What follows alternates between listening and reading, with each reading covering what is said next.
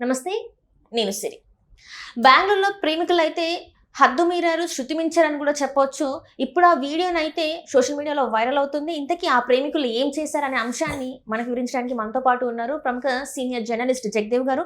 నమస్కారం సార్. నమస్తే సార్, ఇప్పుడు చూస్తుంటే అంటే ఒకప్పుడు ప్రేమ అంటే చాలా బాగుండేది. 90s కావచ్చు, 80s కావచ్చు, ఇంకా ముందు ఎప్పుడైనా చూసుకుంటే ప్రేమ అనేది చాలా బాగుండేది. చాలామంది ప్రేమ అంటే ఇలా ఉందని చెప్పి చాలామంది నిర్వచనం కూడా ఇచ్చారు. కానీ ఇప్పుడున్న ప్రేమలు మాత్రం అట్లా లేవనిపిస్తుంది సార్. చాలా బరితెగించారేమో అనిపిస్తుంది. బెంగళూరులో కూడా అలాంటి సంఘటన ఒకటి జరిగింది. అంటే ఇప్పుడు మనం చూస్తున్నాం సోషల్ మీడియాలో. సో దీన్ని ప్రేమ అంటారా, ఇంకేమంటారు సార్? అసలు ఇది పైత్యం. అది అంటే మీరు అన్నట్టు 70s, 80s, 90s బాగుండేది, ఇప్పుడు బాగుండేది. ఎప్పుడు అది అనిర్వచనీయమైనదే బాగానే ఉంటుంది. కాకపోతే కుక్కల ప్రేమ అంటారు కదా, మనిషికి జంతువులకి విచక్షణ అదే. మనిషి అనేవాడు అన్ని రకాలుగా ఉంటే తను కొంచెం బిడియం, సిగ్గు, లేదంటే ఒక విచక్షణ, విజ్ఞతతో ఉండేవాడు మనిషి అన్ని సకల జీవరాశుల్లోకి. సో అవి కోల్పోయిన వాళ్ళు జంతువులతో పోలుస్తాం. ఇప్పుడు జంతువులు రోడ్డుపైన అన్ని రకాలుగా చేస్తాయి కదా, వాటి ఆహారమైనా, పడుకోవడమైనా, సెక్స్ అయినా అవి రోడ్డు మీద చేస్తాయి. మనుషులు దానికి భిన్నంగా ఉండాలి. అంటే కొంచెం జ్ఞానము, విజ్ఞత, విచక్షణ ఉన్న జీవి మానవుడు ఒక్కడే కాబట్టి. సో అది కోల్పోయి పబ్లిసిటీ కోసమో, వైరల్ కోసమో పిచ్చిగా బిహేవ్ చేసే వాళ్ళు నిజంగా అంతే. మరి ఇంకా దాన్ని బరి తెగించడం అనాలేమో. సో ఇలాంటి పనులన్నీ చేయడానికి వీళ్ళు ప్రేమ అనే పేరుని పెట్టుకున్నారని అనుకోవచ్చా సార్?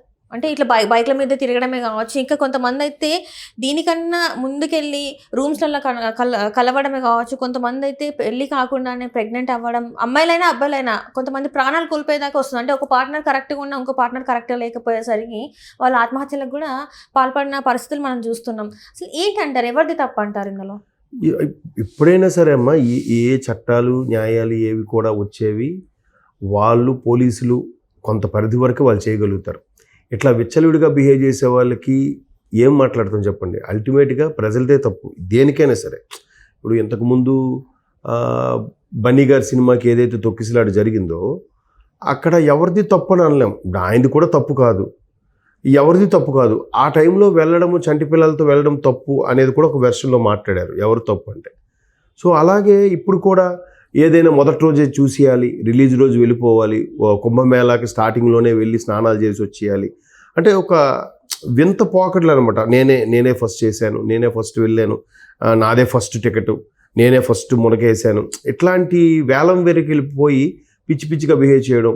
అది తర్వాత ఈ మధ్యకాలంలో ఈ సోషల్ మీడియా ఎక్కువైన తర్వాత మీకు గుర్తుందో లేదో, మధ్యప్రదేశ్లో ఒక అమ్మాయి తన బాయ్ ఫ్రెండ్ చెయ్యిని ఇలా పట్టుకుంటే ఒక బిల్డింగ్ పై నుంచి ఆ అమ్మాయి చేయి పట్టుకుని వేలబడుతుంది అనమాట. అదొక వీడియో తీసింది. లక్కీగా గ్రిప్ జారితే ఇంకంతే కదా. తర్వాత ఇక్కడ ముంబైకి పూణేకి మధ్యలో ఏదో ఒక మంచి లొకేషన్స్ ఉంటాయి, వ్యూస్. అక్కడికి ఒక మిడిల్ ఏజ్ ఉమెన్ ఇలాగే వీడియోస్ తీసుకోవడానికి వైరల్గా వెళ్ళి ఆ లోయల్లో కాలు జారి పడిపోయిందంట. ఒక 24 hours తర్వాత అక్కడ చుట్టుపక్కల వాళ్ళు, ఈ ఆవులు కాసుకునే వాళ్ళు వీళ్ళు తీసి పైకి తీసుకొచ్చారంట. అది అమ్మాయి లక్కీగా ప్రాణాలతో బయటపడింది. ఇట్లా వేలం వెరికి ఏదో సోషల్ మీడియాలో వ్యూస్ కోసమో, లైక్స్ కోసమో, అల్టిమేట్గా మనీ అనుకోండి, వాటన్నిటి కోసం పిచ్చిగా బిహేవ్ చేసే పరిస్థితులు వస్తున్నాయి. ఒకడైతే ఇట్లా ట్రైన్ పక్కన వచ్చినప్పుడు సెల్ఫీ దిగానుకున్నాడు, ఆడ షోల్డర్కి ఆ ట్రైన్ తగులుకుంది, వాడు ఇప్పుడు చాలా క్రిటికల్ పరిస్థితిలో ఉన్నాడంట. ఇట్లా చాలా. ఇంకో బీహార్లో అయితే ట్రైన్ వచ్చినప్పుడు కింద పడుకోవడం, అది లేచి వెళ్ళిన తర్వాత ఒంటరిగా ఉండడం, ఇలాంటివి. ఇప్పుడు పోలీసులని ఎంతకని కాపలా ఉంటారు? ఇన్ని కోట్ల మంది జనాభాకి ప్రతి 940 మందికి 920 మందికి ఒక రక్షక భటుడు ఉన్నాడంట మామూలుగా మన సర్వే ప్రకారం భారతదేశంలో. ఎంతమందికి కూడా ఎక్కడైనా కాపలా కాయగలుగుతాడు? ఎవడెవడు ఎక్కడెక్కడ పిచ్చిగా బిహేవ్ చేస్తున్నాడు? ఒకవైపు 1000 మంది అన్నట్టే. ఒకవైపు ఒక్కొక్కడు ఒక్కొక్క వైపు వెళ్తున్నప్పుడు ఎంతమందికి ఎంతమంది అబ్జర్వ్ చేస్తారు? చేయలేరు కదా. వాళ్ళకి ఆ విచక్షణ అనేది ఉండాలి. అలా కాకుండా రీల్స్ కోసమో, వ్యూస్ కోసమో పిచ్చిగా బిహేవ్ చేయడము. ఇప్పుడు మొన్న కూడా ఒక ఆయన చూసారా, అంటే పోలీసులకే సవాల్ విసిరాడంట. భార్యని చంపి ఉడికించి కుక్కర్లో పెట్టి, ఇక్కడ మన హైదరాబాద్లో జరిగింది, మీర్పేటది. అంటే ఒక కొత్త పొంతలు, కొత్త పోకడలకు పోతున్నారు, పిచ్చిగా బిహేవ్ చేస్తున్నారు. అంటే నిపుణులు చెప్పేది ఏంటంటే, ఇప్పుడున్న జనరేషన్లో కానీ వస్తున్న ఈ ఫోన్ రేడియేషన్ ఎఫెక్టా లేదా ఫోన్లు చూసి నేర్చుకున్నా తెలియదు కానీ మానసిక స్థితి స్టేబుల్గా ఉండట్లేదు ఎవరికి కూడా. చిన్న చిన్న వాటికే ఆవేశాలు, చిన్న చిన్న వాటికే క్షణిక ఆవేశం, నేనే పోటుగాడిని నేనే గొప్పోడిని అన్నట్టుగా బిహేవ్ చేయడం, నచ్చినట్టుగా నోటుకొచ్చినట్టుగా మాట్లాడడం, ఇవన్నీ కూడా జరుగుతున్నాయి ఎక్కడికక్కడ. కాకపోతే ఇప్పుడు ఆ బెంగళూరులో జరిగిన ప్రేమికులు ఘటన చూస్తుంటే పబ్లిక్లో ఆవిడ వచ్చి వీడు బైక్ మీద అంటే రన్నింగ్లో వచ్చి ఎక్కి ముందు నుంచి హక్ చేసుకుంటూ వీడు డ్రైవ్ చేయడం, ఏదో సినిమాల్లో ఒక సాంగ్లో చూపించిన సన్నివేశాన్ని రియల్ లైఫ్లో పబ్లిక్లో ట్రాఫిక్లో చేశారు. సో అలాంటి వాళ్ళు ఏం చేయాలి అసలు? ఇద్దరిని పట్టుకొని ముందు బండి సీజ్ చేసి వాడు లైసెన్స్ క్యాన్సిల్ చేసి వాళ్ళిద్దరికి కూర్చోబెట్టి కౌన్సిలింగ్ ఇవ్వాలి. వాళ్ళు నిజంగా చెప్పాలన్నమాట. వాళ్ళు ఫోటోలు తీసి మొత్తం వేయాలి. చాలామంది ఏం చేస్తారంటే అమ్మో వాళ్ళ ఫోటోలు వేస్తే వాళ్ళకి ఎందుకు వాళ్ళ ఇది పరువు తీయడం ఎందుకులే అని చెప్పి ఇక్కడ మాస్క్ కట్టుకోవడము, పెద్ద పెద్ద రాబరీలు చేసేవాడు కూడా ఇక్కడ మాస్క్ పట్టుకొని వచ్చి పోలీసులు వెనగలిపడితే వాళ్ళు ప్రెస్ మీట్ పెట్టి చెప్తారు. ఇంకా అలాంటి వాళ్ళు దొంగ యాదవులు బయటికి వస్తే కదా తెలిసేది, వీడి పలానా దొంగ యాదవ, వీడికి మనం రేపు పొద్దున ఇల్లు అద్దెకి ఇవ్వకూడదు లేదా వీడికి మన కంపెనీలో జాబ్ ఇవ్వకూడదు అని అన్నీ తెలుస్తాయిగా.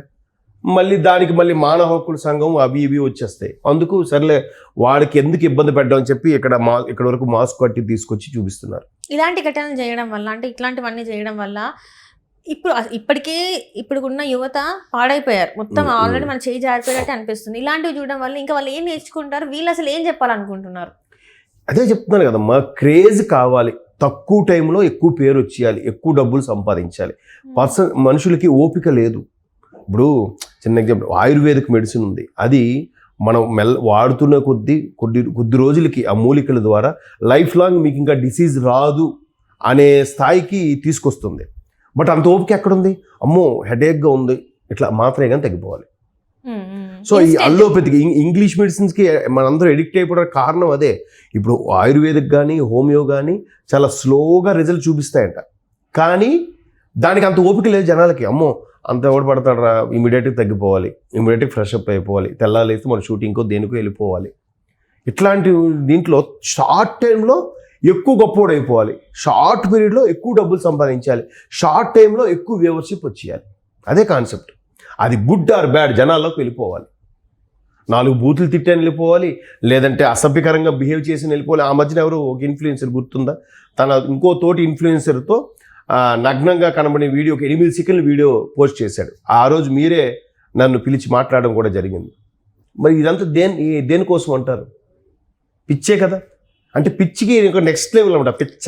అంటే ఇదంతా జస్ట్ వాళ్ళు ఏంటంటే నలుగురిలో, అంటే సోషల్ మీడియాలో ఫేమ్ అవ్వాలి, నలుగురు గుర్తించాలి, అంటే ఇలాంటి పనులు చేస్తూనే గుర్తించుతారని వాళ్ళ మైండ్లో పడిపోయింది అంటారా? అంతే కదా. ఇప్పుడు రెగ్యులర్గా ఎన్ని వీడియోస్ చేస్తున్నా ఒక మంచి కాన్సెప్ట్ మీద చేస్తే వెళ్తుంది.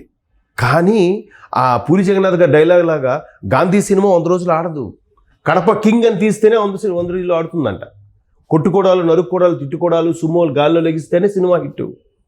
గాంధీ సినిమా, స్వామి వివేకానంద సినిమాలో ఆడవు మన దగ్గర.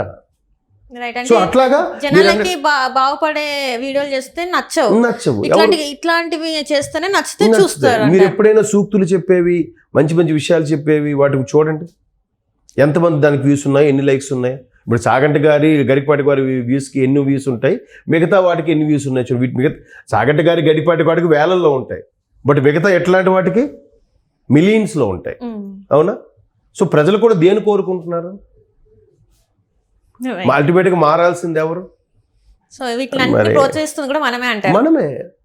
ఆడవాళ్ళు చూసి పెడతాం, అరే వాడేదో భలే ఎక్కించారంట బైక్, అమ్మాయి భలే ఎక్కిందంట, బెంగళూరులో హక్ చేసుకుని మరి డ్రైవ్ చేశారంట, ఒక హెల్మెట్ లేదు, వాడు పోతే పోయాడు, వాడెళ్ళి ఇంకో మంచిగా ఉండేవాడు కూడా డాష్ ఇచ్చి వాళ్ళు పోతున్నారు కదా. ఇవాళ రేపు చాలా నేను అబ్జర్వ్ చేశాను, హై అఫీషియల్స్ కూడా ఆడి కారు, బెంచ్ కార్లు కూర్చున్న వాళ్ళు కూడా ఇలా గెడ్డం అనుకుని ఫోన్ చూసుకుంటూ ఇలా చూసుకుంటూ ఆడేదిపోతే సో ఏమనంటే పెద్ద ఇంగ్లీష్ బయటకు వచ్చి కారు దిగి ఇంగ్లీష్ మాట్లాడతాడు. అప్పటి వరకు కూడా ఇంగ్లీష్ వస్తుంది వాడికి. దాన్ని ఎవరైనా చెప్పాలి, చదువుకున్నోడే మూర్ఖంగా ప్రవర్తిస్తున్నాడు నిజంగా చెప్పాలంటే. Right sir, thank you so much sir. Thanks.